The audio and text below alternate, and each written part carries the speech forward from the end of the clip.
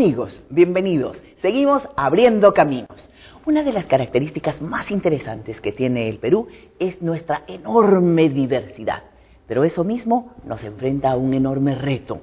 Hasta hoy no nos hemos especializado en nada, no somos muy competitivos, no tenemos la seguridad de que nuestras empresas sean sostenibles. Hay empresas muy chiquititas y frágiles y también empresas muy grandes y muy interesantes. Es una cosa interesante. Yo creo que esta enorme diversidad nos presenta unas oportunidades extraordinarias. Si valga la contradicción, tenemos que ser especialistas en muchas cosas, no solamente en una. Y yo creo que, como hemos visto en los programas anteriores, tenemos agricultura, minería, turismo, pesca. Ahora vamos a ver qué es lo que tenemos en industria y, como decías tú, se puede ser competitivo con una empresa chica o con una empresa muy, muy grande. De repente, cuando escuchamos la palabra empresa, se nos viene a la cabeza un mundo técnico, tecnológico, burocrático, demasiado complicado. Y de impuestos. Exactamente, tributario y, en fin. De repente, hacer empresa es mucho más simple que eso y mucha gente ya lo está haciendo, sí, de repente hasta sin demasiada conciencia y tiene que dar el salto. Antes vamos a escuchar frases relacionadas al tema de personas que están trabajando, están pensando en cómo hacerlo mejor. Las empresas son el motor de desarrollo de las economías. Que un porcentaje altamente significativo son empresas que no pueden tener un área de investigación y desarrollo dentro de la empresa. Pasamos de esos 80 millones de dólares que facturamos en el año 94 a 500 millones de dólares en escasos 2 años. Y que se produzca poco de muchas cosas y no mucho de pocas cosas. Si queremos construir, digamos, un país con un futuro importante para las nuevas generaciones, tenemos que pensar fundamentalmente en desconcentrar. Coincidiendo contigo, Francisco, Javier Higuíñez acaba de decir que debemos especializarnos en muchas cosas, producir poco de muchas cosas. En vez de mucho, de pocas cosas. Como hay quienes dicen. Es No. decir, la característica de la diversidad del Perú nos obliga, nos lleva a eso. Exacto. Muy interesante. Es una opción que tenemos que ver, veremos más adelante cómo se puede plantear. Y por supuesto, una voz desde el interior del país dice desconcentrar, urgentemente. Y entonces vamos a escuchar a Inés Carazo, directora de Innovación Tecnológica del Ministerio de la Producción, hablando de competitividad. Bueno, cuando nosotros hablamos del término competitividad, nos referimos a 3 elementos de la competitividad. El primero, que generalmente es el más difundido, es la competitividad que tiene que ver con que nuestras empresas, nuestras instituciones logren la productividad, la calidad, la diferenciación de productos que les permita sostener sus mercados y alcanzar nuevos mercados. Pero un segundo elemento de la competitividad para nosotros tiene que ver, si hablamos a nivel del país, con la equidad. Es decir, un país no puede ser competitivo si tiene islas de excelencia, islas que tienen los requisitos que exige el mercado global y un porcentaje muy grande que está fuera de ese mercado y de realmente alcanzar los índices de competitividad. Y por otro lado, un tercer elemento es la sostenibilidad de esa competitividad. Efectivamente, si hay esta brecha muy grande, no es una competitividad sostenible, pero tampoco es sostenible si la competitividad se basa en una explotación de los recursos naturales que no es sostenible en el tiempo, si la competitividad no tiene en cuenta el manejo ambiental. Lo dicho, si no hay competitividad, no hay futuro. Me gusta lo que plantea Inés Carazo sobre equidad y sostenibilidad como factores de competitividad. Me asalta una duda. Felizmente, todo cambia todo el tiempo y asumo que está cambiando también un sector del empresariado nacional que siempre ha sido muy duro a aceptar las exigencias de la modernidad en la empresa, como por ejemplo equidad y sostenibilidad. Estoy hablando del tipo de empresario acostumbrado a cortar camino a través de la corrupción. No, pero eso está cambiando ya, Rafa, ¿no? Sí, sin recordemos. Lo que pasa es que tenemos todavía testimonios muy recientes grabados en video de estas prácticas, pues, ¿no? Es cierto, pero también tenemos grabados en nuestro programa alguien como Carlos Castro de Netalco que te Sin dice duda. que si no pagas bien, no tienes, realmente tratas bien a los trabajadores, se le van, sobre todo porque realmente se requiere trabajadores altamente calificados para ser competitivos. Pero sigue siendo, estoy de acuerdo con Rafa, sigue siendo un problema el tema de lograr competitividad a costa de la planilla. Claro. Pago menos, todo lo menos que puedo, menos del sueldo mínimo y soy competitivo y logro exportar. Eso es lo que se llama una competitividad falsa, ya lo sabemos, y no tiene futuro. Igual es en el caso de los recursos naturales, ¿no? Si te los devoras y los consumes y los pulverizas, estás matando tu propia gallina en los huevos de oro. Vamos a ver a Elena Soler de Panizo y cómo inició una industria chocolatera exquisita y muy competitiva. Yo empecé en mi casa, en un perol antiguo, y empecé pues a mover ese perol y el olor era delicioso. Empecé regalando mis productos, los regalaba, los hacía, sí, amigas, una cajita de toffee que traje de Estados Unidos, digamos el envase, y yo me sentía feliz haciendo mis cajitas y regalándolas. Y por supuesto mi esposo, ¿no? Cuando empezó a ver que estas cajitas habían sido, por ejemplo, mi primer cliente, que lo recuerdo con mucho cariño y aprecio, fue Sears. ¿Y cuál es la producción anual de todo, Elena? Bueno, más que anual, mensual, creo que es una cosa más real.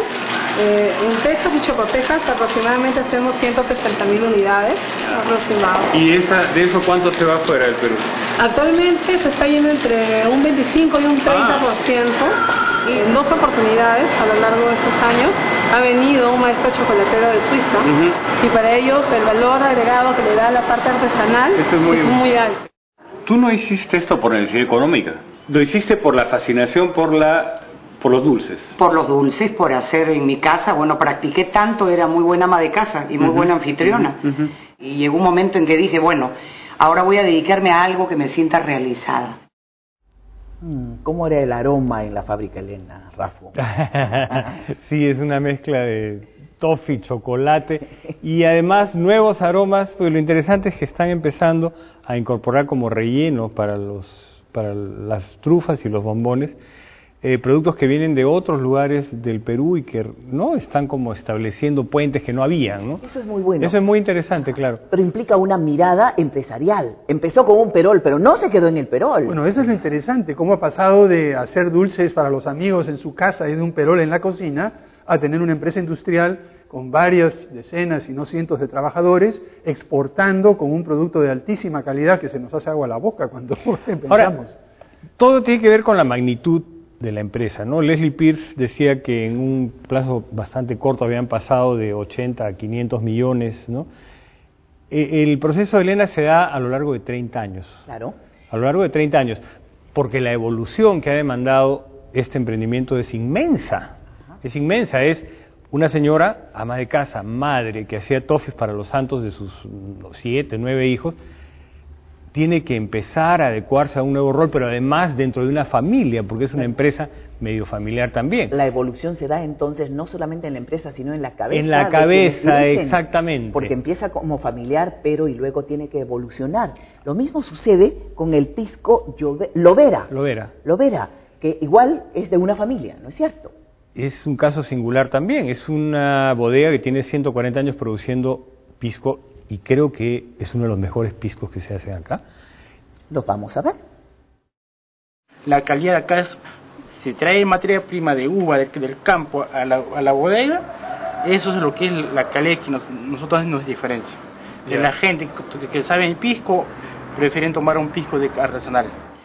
Se necesita 7 kilos de uva para una botella de 750 mililitros. Hay que saber diferenciarlo la uva que es para pisco o para otra cosa. Para pisco tiene que ser uva de buena calidad, muy manejado, no excederse en fertilizante, no productos químicos.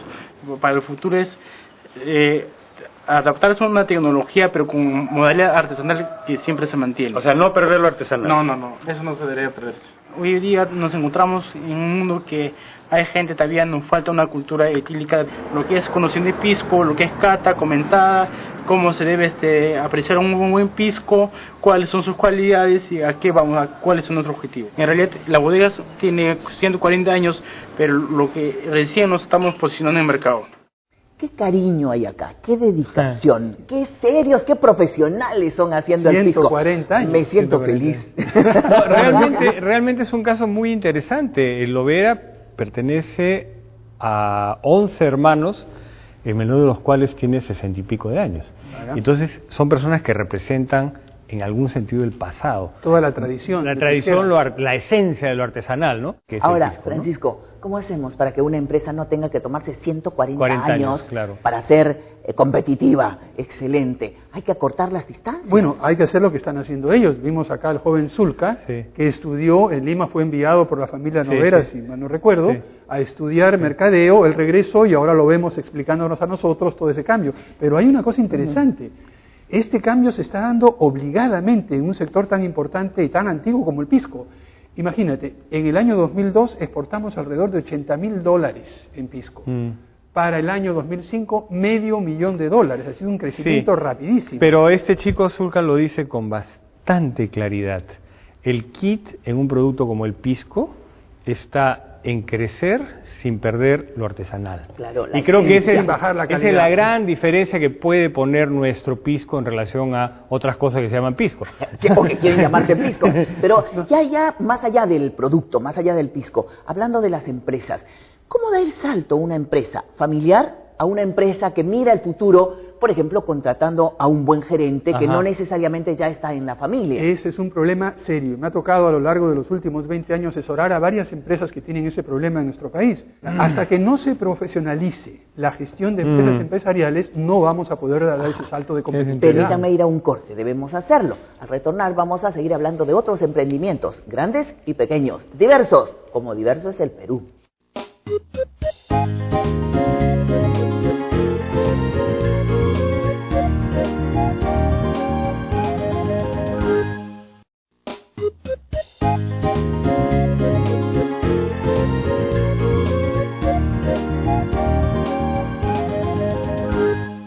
Veníamos conversando que al interior del país hay una gran ebullición, un gran crecimiento que no se nota mucho y sin embargo hay emprendimientos muy interesantes. Hay uno en Piura, Santa María del Ocuto, y es una cooperativa que produce sobre el fruto del algarrobo un sinfín de productos. Vamos a ver. Se empezó el año 1994 a través de un proyecto que en esa época estaba Caritas Piura, donde apoyaba con fondos rotatorios. Entonces tuvieron un proyecto de crear microempresas rurales, donde se vio que existía abundante materia prima como era la algarroba, y no se le daba un provecho dándole un valor agregado más. Siempre se compraba la vaina y se vendía como vaina. Pero previo a eso recibimos unas capacitaciones anteriormente. Y de esa manera se le fue dando valor agregado, primero sacando la algarrobina, después el café del algarrobo, y posteriormente la harina del algarrobo. Imagino que también más empleo dentro de la comunidad, ¿no? Así es, más empleo, y inclusive los mismos comuneros de esa comunidad empezaron ellos a saber cómo se manejaba el bosque. Últimamente, como está el mundo otra vez volviendo a lo natural, hay exigencias de que los productos que entran tienen que entrar con una certificación orgánica o ecológica, y dado que estos bosques de nosotros son bosques naturales y no tenemos ningún impedimento porque nunca se ha utilizado lo que es lo químico, lo que es insecticidas, fungicidas, porque siempre se ha reforestado esto a lo natural, y eso ha hecho de que la empresa certificadora pues nos dé una cosa positiva para poder entrar a sus mercados. Un par de comentarios. Me ha parecido sumamente interesante el testimonio de Vicente Albino. El primero es que pareciera que para este tipo de empresas tendría que haber un arranque subsidiario, como el caso de Cáritas, que los apoya a ellos, ¿no? Y bueno, es un buen uso en todo caso de los fondos de cooperación que circulan. El segundo comentario, y lo dice muy claramente Vicente Albino, estamos en un momento en el que el mundo empieza a mirar nuevamente con muchísimo interés lo natural, y Perú tiene enormes ventajas en ese tema. Pero lo interesante es que con el proyecto que usa la algarroba se hace sostenible o sustentable el asunto. Claro, como lo interesante Carazo, ¿no? eso también es no solamente el hecho de que sea una cooperativa, sino que antes de eso estaban todos los campesinos trabajando cada uno por su cuenta, cortando los algarrobos para leña, talando y haciendo desaparecer todo esto, hasta que al fin decidieron estructurarse, organizarse, tuvieron este apoyo de la cooperación técnica a través de Cáritas, y se dieron cuenta que mucho más conveniente era mantener los bosques y utilizar el fruto, utilizar la algarroba. Ahora, también hay que añadir una cosa interesante, es además de los productos orgánicos naturales, el tener un certificado que les permite ser competitivos con ese tipo de productos. Así es. Ahora, decíamos de la enorme diversidad del Perú y en tamaños de empresas también. Con gran esfuerzo, igualmente, pero en otra dimensión, Alicorp es una empresa que ha crecido en unos pocos años de hacer 80 millones a 600. ¿Los vemos? Hoy día estamos facturando cerca de 640 millones de dólares. En el año 1994 facturamos 80 millones de dólares. O sea que el crecimiento, en verdad, en estos últimos 12 años ha sido espectacular. Lo que ocurrió es que a partir del inicio de la década de los 90, con el cambio que se da en la estructura industrial del país, se abre una serie de oportunidades y retos a la industria peruana en general. Cuando empieza a ingresar la competencia fundamentalmente de fuera, si no hubiéramos tenido la capacidad para reaccionar y para transformarnos, hoy día no existiría. Vimos la oportunidad de adquirir Nicolini Hermanos, ¿no?, y Molinera del Perú, que fueron las dos siguientes empresas que adquirimos. Pasamos de esos 80 millones de dólares que facturamos en el año 94 a 500 millones de dólares en escasos 2 años. Cambiamos hacia el mercado, o sea, fue una concepción muy profunda que duró mucho tiempo, en que la empresa empieza a mirar ya no tanto el proceso de producción en sí, sino mira al consumidor.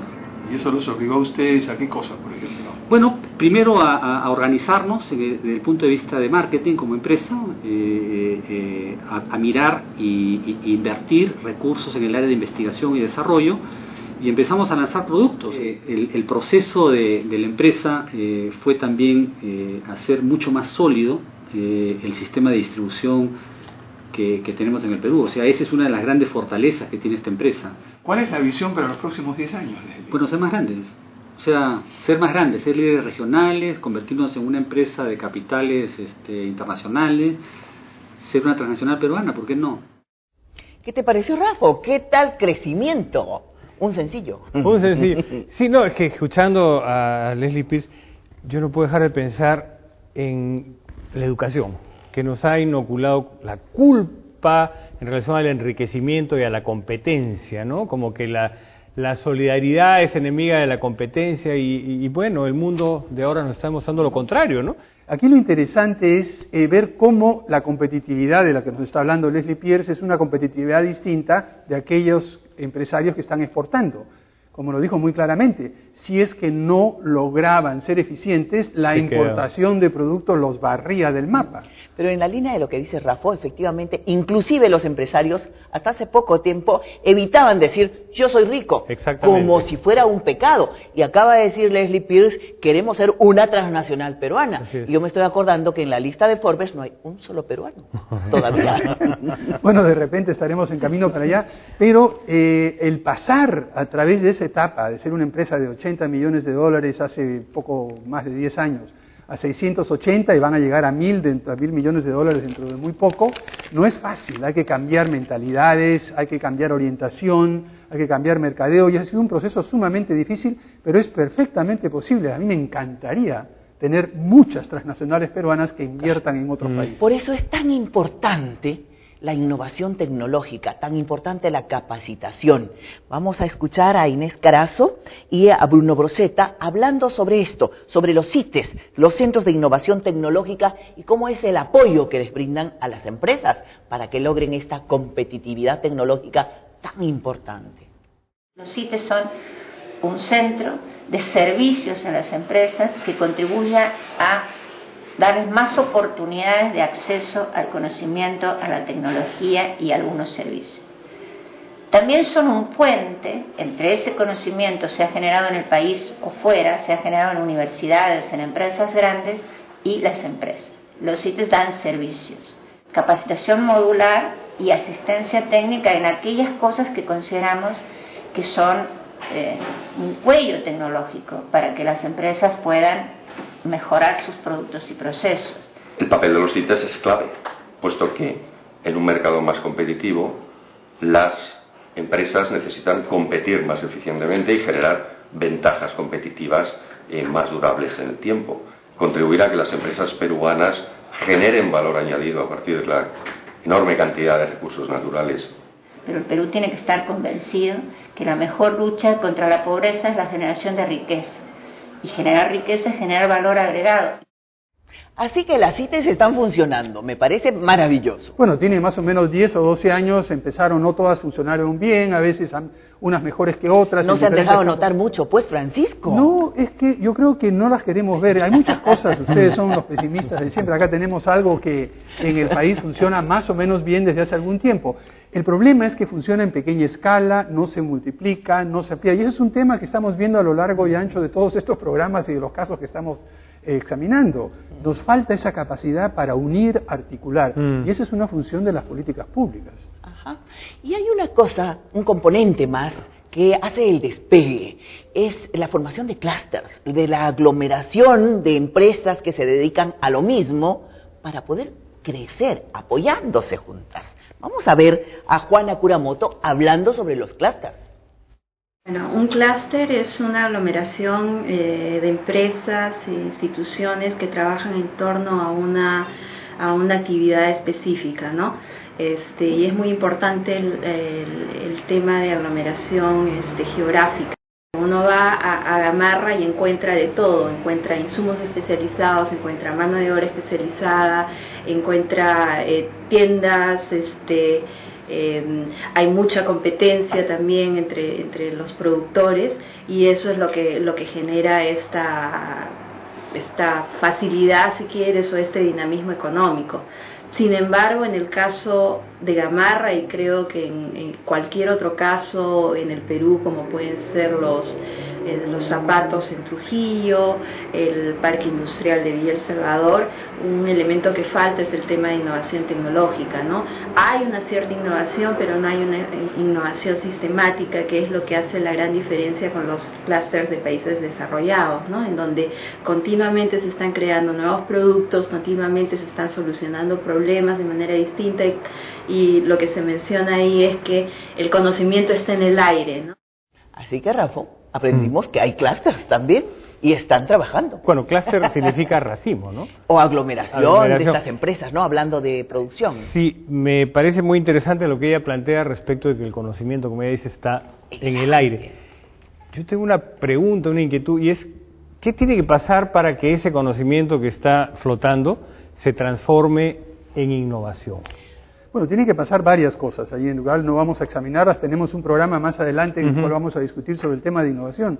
Lo único que quisiera decir es que esta idea de racimos, de clúster, es muy antigua y se ha comprobado en todas partes del mundo que cuando se juntan muchas empresas que se dan servicios mutuos y a veces compiten, a veces se subcontratan las unas a las otras, como por ejemplo puede ser en Villa El Salvador en el área de muebles, en Trujillo en calzado, etcétera, se produce no solamente este cambio que está en el aire, sino se forman emprendedores capaces de aplicar ese conocimiento en condiciones muy puntuales. A mí me parece que para el Perú es maravilloso. Hasta hace muy poquito tiempo, una empresa tenía una producción de algo y lo guardaba como secreto. Claro. Y era solo para ellos y cuidaba que nadie se enterase. Aquí no, el conocimiento está en el aire y todos se benefician y todos crecen.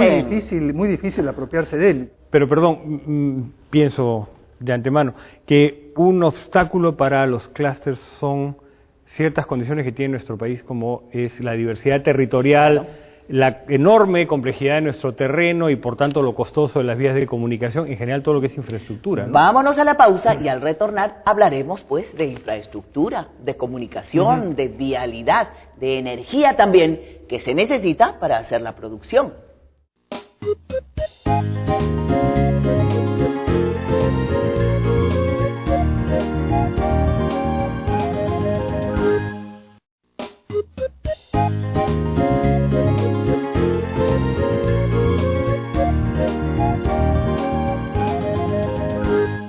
Hasta aquí estamos de acuerdo en que para salir de la pobreza necesitamos competitividad y para tener competitividad necesitamos infraestructura.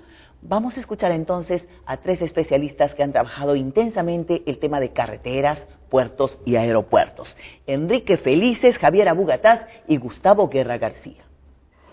Para salir de la pobreza necesitamos una cosa primordialmente, que es elevar la productividad del trabajo de las personas. Nada contribuye más a elevar la productividad del trabajo que la infraestructura. Carreteras, la infraestructura urbana, la infraestructura eléctrica, la infraestructura de comunicaciones, todo eso permite que una persona en una hora de trabajo sea mucho más productiva que una persona que no dispone de infraestructura. Con las carreteras se va a poder facilitar el acceso a las comunicaciones, el acceso a la electricidad, el acceso al saneamiento. Servicios son los que generan puestos de trabajo abundantes. La construcción es un servicio, por lo tanto, es una de las fuentes razonables para obtención de puestos de trabajo. En algunos casos hay déficit del mantenimiento de la infraestructura existente, aparte de la necesidad de invertir en nueva infraestructura. Yo quisiera mencionar un caso, esto que lo grafica, es el caso de transporte terrestre. Perú tiene 78.000 kilómetros de carreteras entre las nacionales, regionales y locales, no considerando los caminos de rodadura, ¿no? Pero 78.000 kilómetros. Mantener regularmente los 78.000 kilómetros cuesta 700 millones al año. Sin embargo, ahora no gastamos más de 300. Hay un déficit en el mantenimiento. Si uno no mantiene esa infraestructura, se deteriora y se pierde en 2 o 3 años. Y después, en base a estudios de costos y de demanda, sí vale la pena y es indispensable nuevas inversiones en infraestructura. Y ahí deberíamos discutir mucho esto de cofinanciar pública y privadamente esos niveles de buenos servicios. Y es un acuerdo sociedad y Estado. La infraestructura física y los ríos de la selva juntos forman las arterias a través de las cuales el comercio y la integración natural entre zonas productivas de clima templado, como es la costa, de clima frío, como es la sierra, y de clima caliente, como es la selva, se tienen que integrar de una forma natural. En el caso de los aeropuertos, tenemos que se privatizó el Jorge Chávez, pero que permitió que un porcentaje de los aportes que el concesionario le da al Estado subsidie, digamos, a los aeropuertos regionales. En materia portuaria, tenemos un puerto moderno en Matarani, con grúas pórtico y equipado de una forma razonable, que ha logrado jalar cargas que antes salían por Arica. Tenemos el puerto del Callao, que se va a modernizar, porque si no hacemos una alianza público-privada entre NAPU y los operadores actuales para el Muelle 5, que esté en condiciones de competir con Dubai P&O en el Muelle Sur, lo que va a ocurrir es que un operador enorme, ¿no es cierto?, que tiene una plataforma de $600 millones en el lado sur del Callao, lo que va a hacer es un monopolio. Y yo creo que lo que el puerto del Callao necesita, lo que necesitan los dueños de la carga, lo que necesita el comercio exterior es competencia. Tenemos la obligación de tener carreteras, puertos y aeropuertos competitivos, acaban de decir los especialistas. ¿Los tenemos realmente o es una tarea pendiente en el país? Tenemos unos pocos puertos ya privatizados y algunos otros en manos del Estado, a través de ENAPU, con buenas o malas gestiones. Vamos a ver qué nos dice Julio Zamorano, gerente de ENAPU, del puerto de Pisco. Es uno de los puertos provinciales de ENAPU, con mejor infraestructura, por cuanto el muelle es un muelle marginal y las zonas de almacenamiento son adyacentes al muelle, donde el movimiento de la carga va a ser más fluida, diferente a los otros terminales que son espigones, donde tienen que recorrer 200, 300 metros para atender las naves. Bueno, el movimiento promedio acá de naves es de 7 a 8 naves mensuales.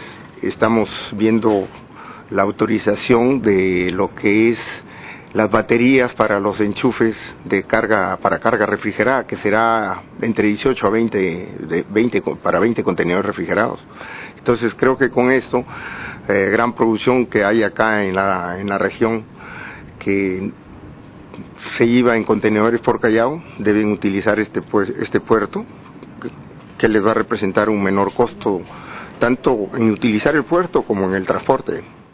Parece que ENAPU Pisco se maneja muy bien, de modo que las cosas no son ni blancas ni negras, o en el Estado o en los privados no necesariamente hace la diferencia. Sí, sin embargo queda clarísimo que sin participación del capital privado, mediante la concesión, por ejemplo, el desarrollo de la infraestructura va a ser imposible. Mi pregunta es, si es tan claro, ¿por qué sale un político y en su plataforma ofrece devolver al Estado la función de creación de infraestructura y tiene un caudal electoral inmenso?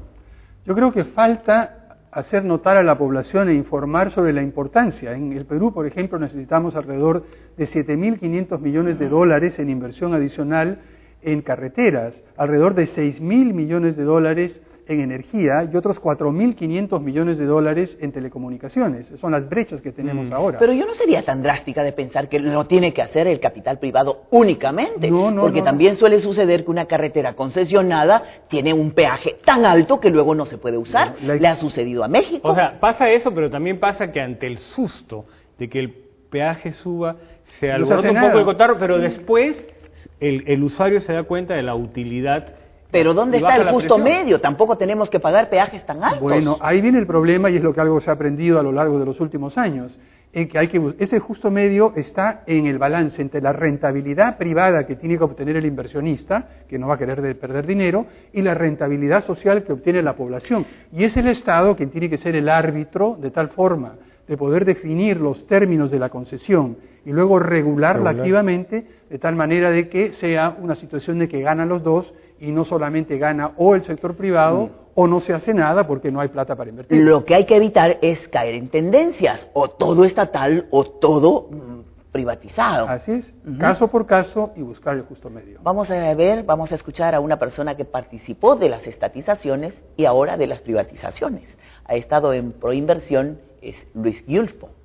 A nivel mundial, en otras economías, ya desde mucho tiempo atrás, existe una activa participación de la inversión privada en la construcción y gestión de infraestructura. Las ventajas que reporta hoy día la participación de la inversión privada a través de los esquemas que se vienen organizando es de que no solamente se los compromete en hacer una inversión, sino en gerenciarla, manejarla a lo largo del tiempo.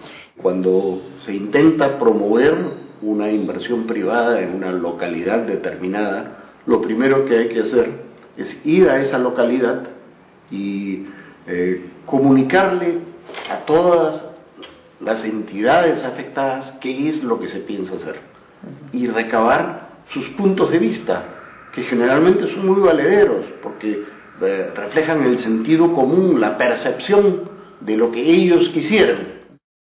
Así es. Entonces vamos a ver ahora a José Tábara, miembro de OCITEL, sobre telecomunicaciones, pero también vamos a ver sobre energía. Vamos a escuchar a Alfredo Dahmer, gerente general de OCINER. Cada vez más la capacidad de la sociedad de generar bienestar a los ciudadanos, a las personas, depende de la cohesión social, de la integración, de la comunicación, de los contenidos que se transmiten. La calidad de las decisiones depende fundamentalmente de la información que se maneja, no solamente en términos utilitarios y productivos, sino también en términos de calidad de vida, Las personas necesitan de una buena infraestructura de comunicaciones para acceder incluso a entretenimiento, a comunicarse con sus familiares, con sus amigos, a coordinar decisiones. No podríamos imaginar una sociedad ahora sin las telecomunicaciones. Un dato interesante del Perú, digamos, es que si bien estamos por debajo en la región, si nos comparamos en número de líneas por habitante, al mismo tiempo somos el quinto país en el mundo que más crece en un índice que ha medido la UIT, que es el Organismo Mundial de las Telecomunicaciones, es el índice de oportunidades digitales, que mide, entre otras cosas, el desarrollo de la infraestructura, el acceso a Internet, el número de usuarios. Es un índice compuesto, En los últimos años se ha priorizado la generación de energía a base de gas natural. Yo considero, en primer lugar, que también debe promoverse la energía hidroeléctrica. Considero también que debemos tener un plan bastante sólido en cuanto a la transmisión para evitar que en alguno de los años siguientes pueda haber congestión en el sistema y la electricidad no llegue a todos. Y en tercer lugar, hay que continuar las medidas para expandir la cobertura del servicio eléctrico, sobre todo en las zonas rurales. Desde el punto de vista del gas natural, habrá que contemplar cuántas reservas adicionales hay y luego el Estado tendrá que desarrollar los mecanismos para que hayan inversionistas interesados en explotar los yacimientos adicionales y luego crear los sistemas de transporte adicionales llegando a otras partes del país. La integración de las telecomunicaciones es fundamental. Lo he vivido. En la selva, en pleno Amazonas, nos quedábamos sin gasolina. El deslizador no iba más. Un celular, una llamada y ya estaba el abastecimiento de gasolina. Eso es lo que demuestra la total importancia de la telefonía en las zonas rurales, que está creciendo muchísimo más rápido a través de los teléfonos celulares que la telefonía fija. Y además también, tal como nos ha indicado Alfredo Damer, no hay que poner todos los huevos en la canasta del gas y no hay que tener una euforia sobre el gas. Necesitamos tener una variedad de fuentes de energía y hay que ver exactamente cuánto gas tenemos para el futuro. Y un país con tan enormes e importantes ríos no puede darse el lujo de perder la hidroeléctrica. Eso es un hecho. Vámonos a la pausa. Al retornar y en la última parte de este programa vamos a hablar sobre el país, este hermoso y profundo Perú que tiene necesidad de una regionalización en serio.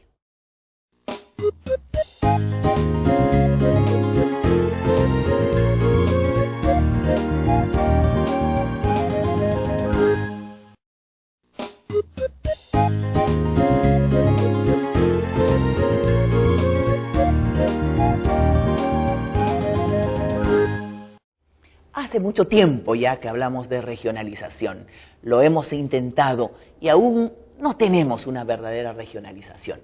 Quienes hemos nacido fuera de Lima sabemos que es una necesidad urgente. ¿Estamos yendo por buen camino, crees, Francisco? Bueno, lo importante me parece es darnos cuenta que todo lo que hemos visto en este programa y el programa anterior tiene una dimensión regional. La agricultura está ubicada en regiones, la minería está ubicada en lugares específicos, la pesca en lugares específicos, el turismo por todo el país. Es decir, no podemos hablar de un sistema productivo sin pensar en cómo organizarlo en términos de regiones. Lo que pasa es que hemos tenido un criterio más político que económico y social y cultural a la hora de definir la regionalización. Pero a la hora de hacer competitivos produciendo fuera de Lima también es un problema, porque el gran mercado en el Perú está en Lima. Si hay que venir, pero tenemos una carretera de 1000 kilómetros, se encarece el costo. Bueno, por eso mismo hay que buscar los mercados regionales, fortalecer eso y también ver cómo podemos hacer para exportar fuera de nuestro país y no pensar solamente en el mercado de Lima. Me estoy acordando de la macrorregión sur que ya estaba marchando. ¿Hablamos después de eso? Perfecto. Vamos antes a escuchar a Javier Higuíñez, profesor de Economía de la Universidad Católica, y a Carlos Amott y León, ex ministro de Agricultura y también profesor universitario de la Universidad del Pacífico, hablando sobre regionalización. La propuesta es hacer que cada lugar del territorio sea un lugar de oportunidades y para eso lo primero que hay que hacer es hacer que la distancia económica que proviene del accidente geográfico se minimice. ¿Qué quiere decir? Que o movemos productos que valen mucho y donde el costo de transporte es ínfimo y por lo tanto no importa si se está en la costa o si se está en la sierra o en la selva, porque el transporte no va a ser el factor que le quita competitividad a quien produce este tipo de productos, o transformarlos. Nuestra realidad geográfica es tan diversa en alturas, en paralelos, en climas, que la única opción de que la mayor parte de los lugares del Perú sean lugar de oportunidades es que se transformen los productos in situ y que se produzca poco de muchas cosas y no mucho de pocas cosas. Hay que aprovechar, por supuesto, las ventajas propias de cada región. Y ahí es donde tenemos quizá un problema medular de educación, y es que no hay casi en las universidades del Perú libros, textos sobre su propia región. Yo sí creo que hay que exportar de la provincia hacia la costa o hacia los mercados. Saltarse los más grandes mercados nacionales y apuntar al mercado internacional. Yo creo que es un error. Creo que es un error en el sentido de que minusvalora el mercado nacional como el gran mercado de aprendizaje del productor rural en términos de la calidad que debe tener un producto. Que somos un país de montañas tropicales, pegado al Pacífico, y que eso ha configurado un hardware, ¿no?, donde bien importantes los conceptos de verticalidad. Entonces, en el resto del mundo la geometría es un plano horizontal. En nuestro país toda la dinámica económica, climática, social es verticalidad. Las cuencas son la unidad de manejo del territorio de nuestro país. Las cuencas no es otra cosa que el curso de un río y que integra los recursos, integra también el clima, integra la vida económica, integra la vida social, integra la vida cultural y las tradiciones, incluso la dimensión mágico-religiosa. El manejo de cuenca es cómo este territorio que es a lo largo del curso del río, que nos da gran diversidad, cómo manejar, vincular los diferentes sistemas productivos para el provecho y bienestar de la población que lo habita. El integrar esto implica una autoridad de cuenca, pero para integrar la gestión y que existe una autoridad, tiene que haber una comprensión de las personas que habitamos esta cuenca, de que somos parte de un sistema que todos dependemos, nuestro bienestar depende de lo que bien haga cada quien en su territorio. Me encantó, Javier Higuíñez dice producir poco de muchas cosas. Y yo recojo otro apunte que creo que es muy importante de los que hace Higuíñez, que es que no descuidar o no menospreciar el mercado interno. Claro. No solamente porque es una fuente, es un mercado, sino porque, como él señala, es una especie de laboratorio para el productor. Es exactamente igual a lo que ocurre con el turismo. Muchos empresarios de turismo menosprecian el valor del turismo interno, y el turismo interno tiene exactamente los dos valores que señala Higuíñez, ¿no? El desarrollo de un mercado y el laboratorio para el que da el servicio. Y Amati León habla de las cuencas, ¿no? Dice que las cuencas son la unidad de manejo del país. Ahora, Zenaida, ¿pero por qué hay tanta distancia entre estas personas que conocen tan bien el tema y lo que ocurre con la población? Acordémonos que en las anteriores elecciones en las que se proponía fusionar regiones, de repente para acercar la regionalización a este tema de las cuencas, nadie aceptó. Bueno, pero ahí hay un problema muy serio. Eso se hizo a tontas y a locas. Este proceso de regionalización que tenemos ahora, que fue simplemente darle otro nombre a lo mismo, a los departamentos. No, y crear la función de presidente de la región. Antes no teníamos quizá pues el alcalde provincial, el prefecto, ahora tenemos un presidente. Yo creo que eso se hizo un poco rápido. Ahora ya está en proceso y es cuestión de irlo ajustando en el camino. Y la forma de hacerlo va a ser asegurándonos que exista una cierta unidad económica que dé sustento a esa sobreestructura política que se le pone encima. Yo me acuerdo muy claramente que cuando ya estaba calentando la macrorregión sur, buscando mercados que no fuera el limeño, sino de las fronteras, pero en el sur, vino esta departamentalización, que en buena cuenta es la regionalización, y paró ese movimiento. Alberto Muñoz Nájar fue precisamente el coordinador de la macrorregión sur. Lo escuchamos. La macrorregión no solamente es un espacio económico, es sobre todo un espacio de desarrollo. Y en el caso del sur, como nosotros planteamos en un inicio, era la unión estratégica de 7 departamentos. Una unión que se basaba no solamente en la cercanía geográfica, sino también en la complementariedad económica de cada uno de estos departamentos. Es importante que no solamente Arequipa en particular, sino los departamentos del sur comiencen a desarrollar proyectos estratégicos en base a las ventajas comparativas, que es uno de los aspectos que hemos venido señalando con insistencia, para que estas ventajas comparativas se conviertan en ventajas competitivas, ¿no? El tema de turismo, el tema de los camelídeos sudamericanos, el tema de la agroindustria. Si queremos construir, digamos, un país con un futuro importante para las nuevas generaciones, tenemos que pensar fundamentalmente en desconcentrar. Tenemos que ser conscientes que solamente viviendo en un departamento fuera de Lima sabemos lo que es el centralismo. Para ser provinciano no solamente basta decirlo, sino que hay que ejercerlo, porque el provinciano que vive 20 años en Lima ya no es provinciano, pues. Acaba de decir Alberto Muñoz Nájar, si queremos construir un país importante hay que desconcentrar. Bueno, pero ¿y pueden ser competitivas las empresas de las regiones? Sobre competitividad regional nos habla Alejandro Indacochea. ¿Cuál es el objetivo de los trabajos de competitividad regional? Es que los mismos gestores, los mismos actores de las regiones sean los que hagan el camino para su futuro. Un estudio de competitividad regional consiste en fijar una hoja de ruta, un rumbo hacia donde quiere ir cada región. Para ello se hace partícipe a todos los actores, independiente de su filiación política, hay empresarios, académicos, estamos hablando gobierno regional, gobierno local, y de conjunto tratamos de presentar las potencialidades, las oportunidades, las amenazas, las fortalezas, qué cosa es lo que tiene cada región, y en función de ello se plantea, se programa una hoja de ruta, un plan de desarrollo para cada región. Por ejemplo, La Libertad en el futuro está llamado a ser un centro agroindustrial de espárrago, caña de azúcar y fruticultura. Centro de un turismo arqueológico, estamos hablando de un turismo de playas, centro de servicios por las universidades, y en función de eso, plasmar, digamos, cómo hacemos esa realidad competitiva para el futuro. El mapa político del pasado no responde a la realidad hoy en día a lo que es el mapa económico. Son distintos. Lo que hoy día se ha hecho con la regionalización es más de lo mismo. Ha sido una nueva departamentalización.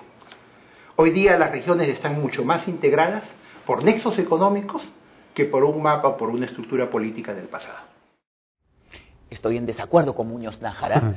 Yo vivo en Lima 25 años y sigo sintiéndome arequipeñísima. Y yo creo que el principal enemigo, para terminar, el principal enemigo de una real descentralización, creo yo que es el caudillo provinciano, que sigue alentando un regionalismo, como si no tuviéramos suficiente con los nacionalismos, ¿no? Que estamos fragmentados por regionalismo. Regionalismos, departamentalismos. Así es. Ahora, pero depende, el regionalismo suele fortalecer la autoestima de cada lugar. Bueno, tú eres arequipeña, y por creo, lo ¿no? tanto ¿Te viene la nevada ya? y por lo tanto hacernos sentir bien, fuertes, aunque vivamos lejos de Lima. Ahora, lo importante es, cerrando este programa y el anterior, me parece, Zenaida, es recalcar que todo lo que hemos hablado, agricultura, minería, pesquería, una vez más, todas estas cosas se dan en las regiones, y lo que tenemos que pensar es en las actividades productivas, no como si estuvieran en un Perú plano, como decía Carlos Amat, sino en cada una de sus difíciles y complicadas regiones. ¿Y usted qué está pensando? ¿Estamos construyendo un Perú mejor o no? Piénselo. Gracias.